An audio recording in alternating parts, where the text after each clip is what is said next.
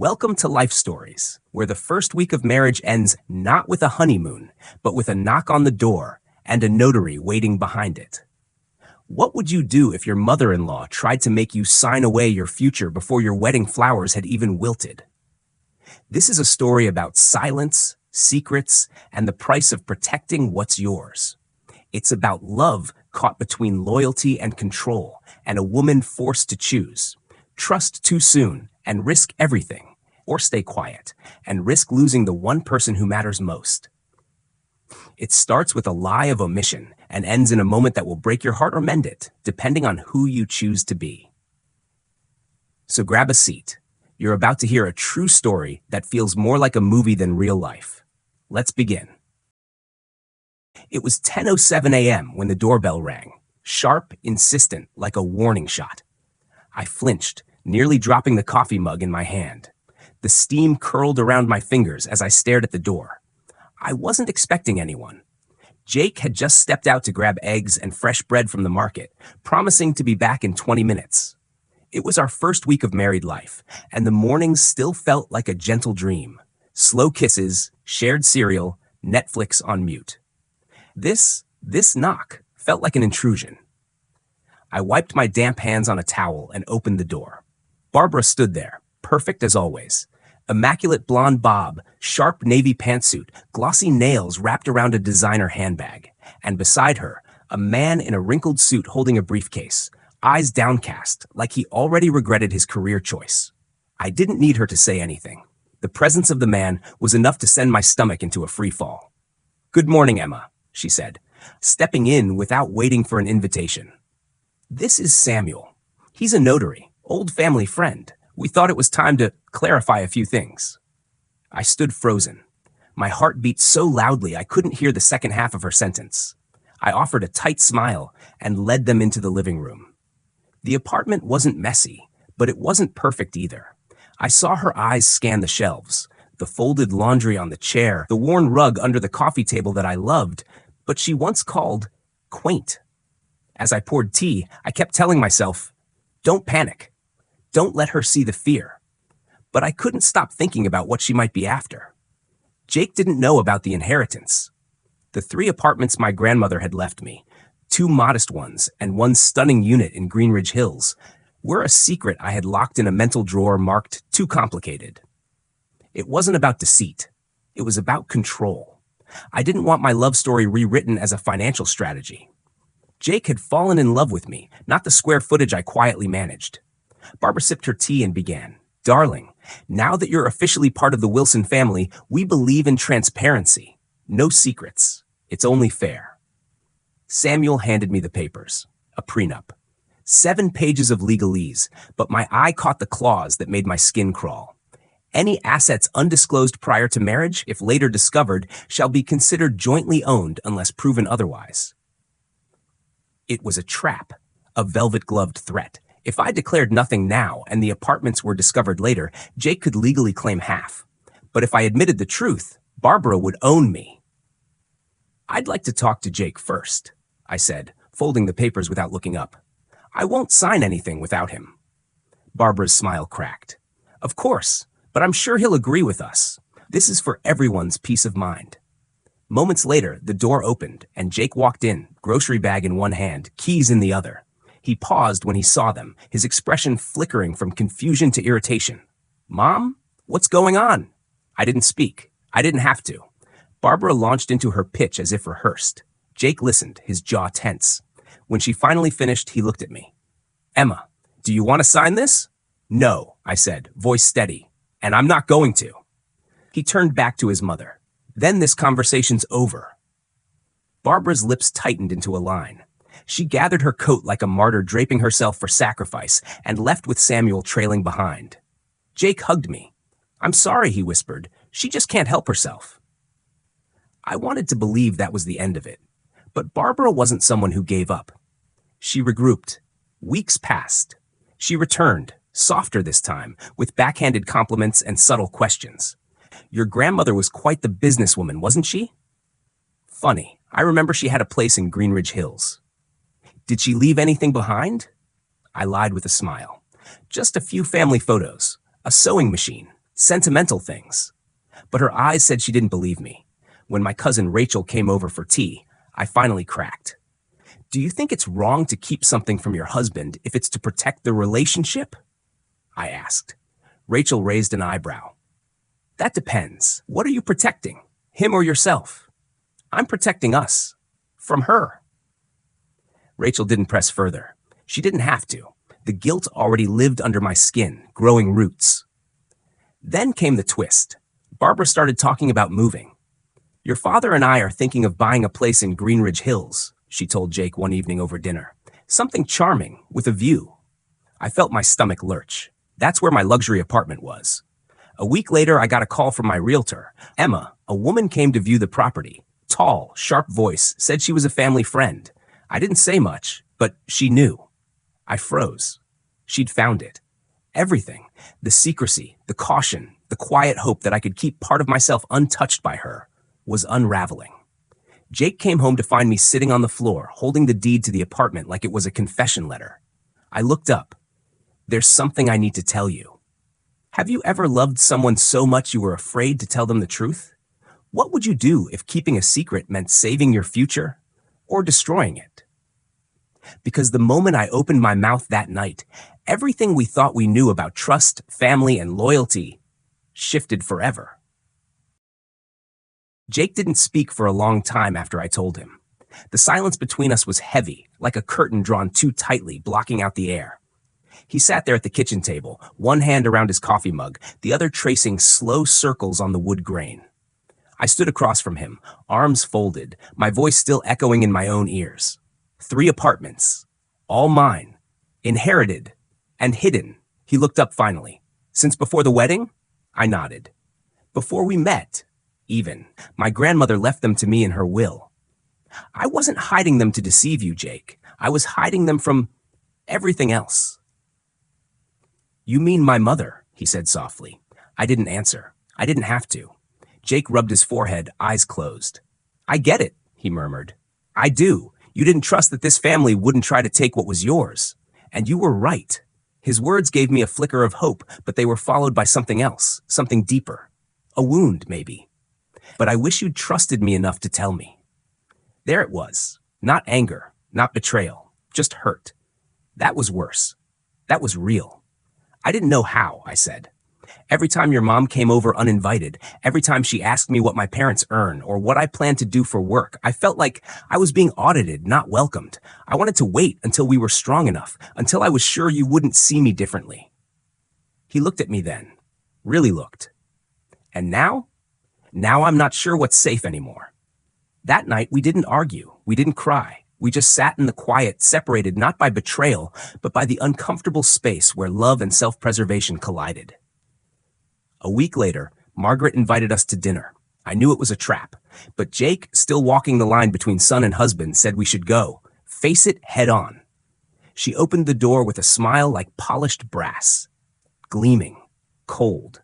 Jake's father, Arthur, was already seated in the dining room with a scotch. And beside him was someone new. Aunt Linda, the unofficial family judge. Neutral in tone, but always listening, always reporting back.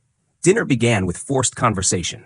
Paul's preschool, Jake's lectures, my consulting work. And then, like a switch being flipped, Barbara leaned in. So, Emma, I saw your name on a property title last week. Greenridge Hills. Beautiful area. Jake's fork clinked against his plate. I smiled faintly. It's one of the apartments my grandmother left me. I've kept it rented until now. How lovely, she said, with venom disguised as charm. And what are your plans with these assets? Jake stepped in. Mom, don't. But she kept going. You understand why I ask.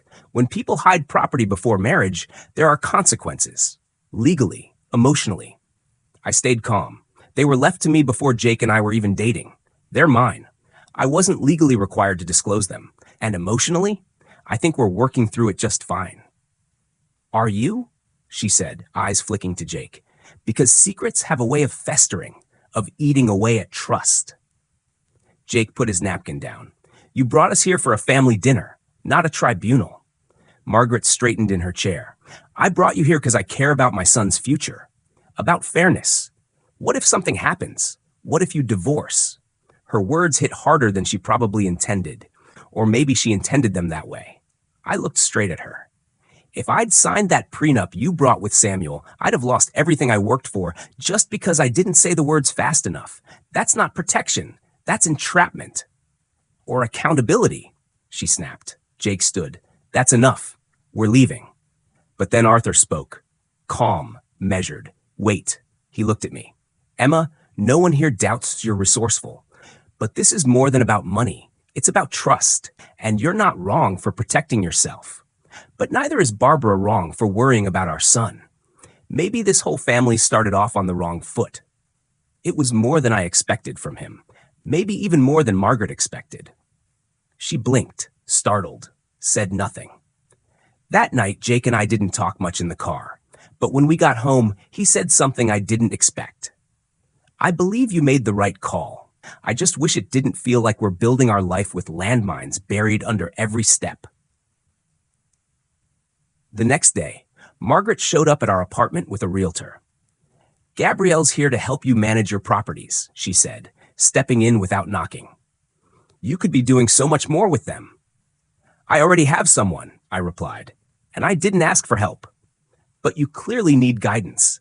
There's a difference between owning assets and knowing what to do with them. I turned to Gabrielle.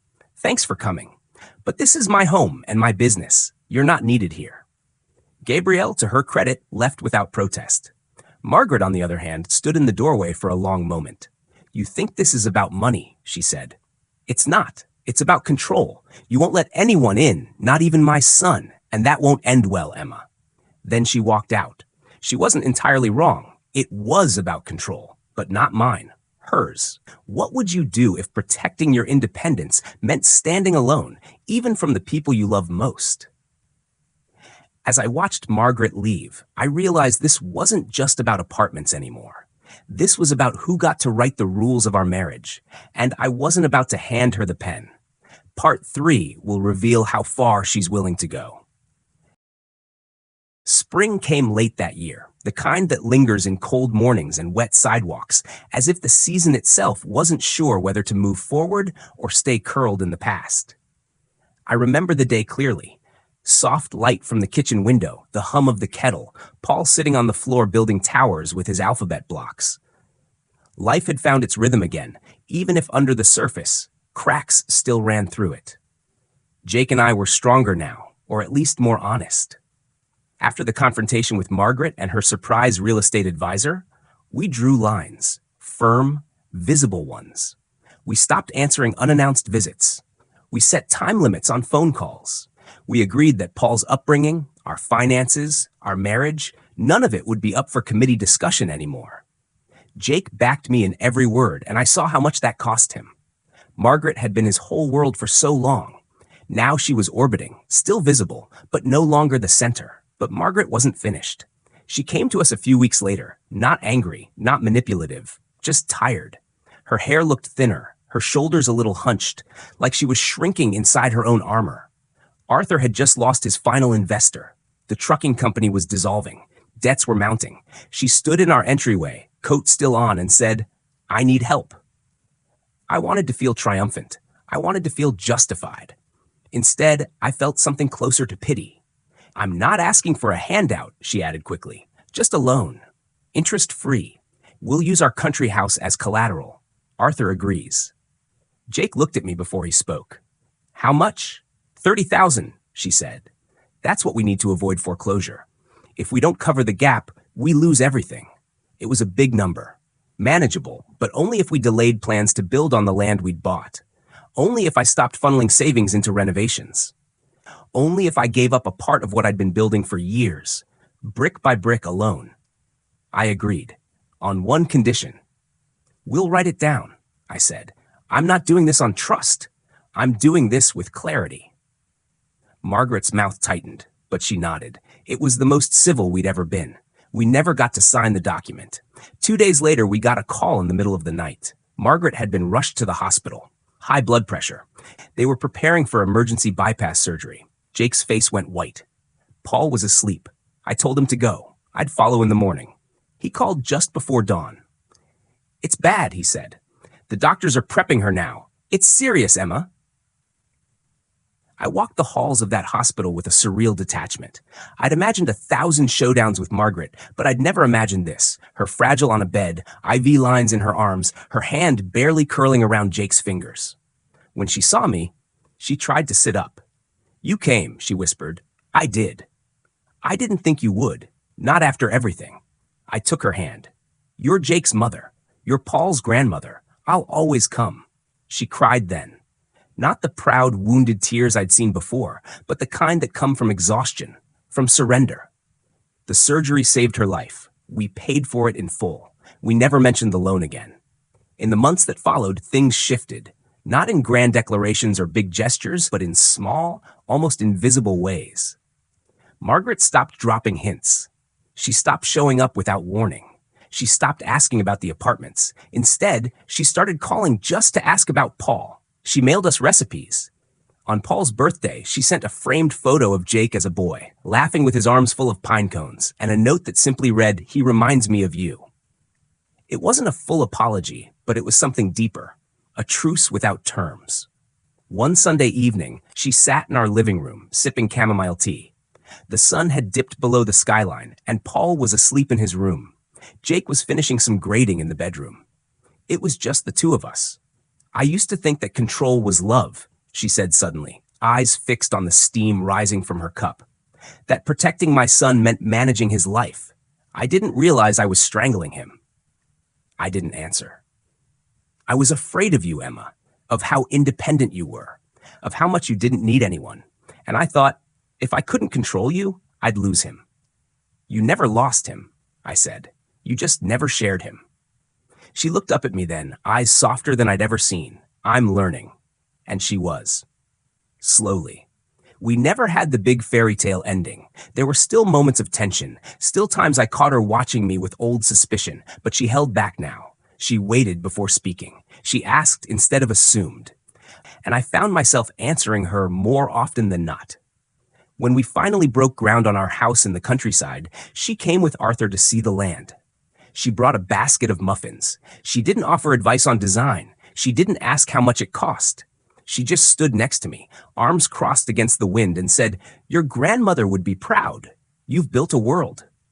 "I'm trying. You've succeeded." We didn't hug, but something passed between us. Acceptance, maybe, or something quieter. Peace. Jake came over, put his arm around me, and together we watched Paul run barefoot through the tall grass, his laughter caught in the breeze. I felt something close to joy. Not the fragile joy that breaks when someone knocks on the door, but the kind that anchors you. That says, this is yours. This is earned. Later that night, Jake and I sat on the unfinished porch of our half-built cabin. He handed me a mug of tea. "You know," he said, "when I saw her in that hospital bed, I thought I was going to lose both of you." I leaned into his shoulder. "You never had to choose." "No," he said, "but I almost did, and I thank God I didn't have to." The stars were coming out one by one, quiet, certain, like truths that didn't need to be spoken aloud anymore.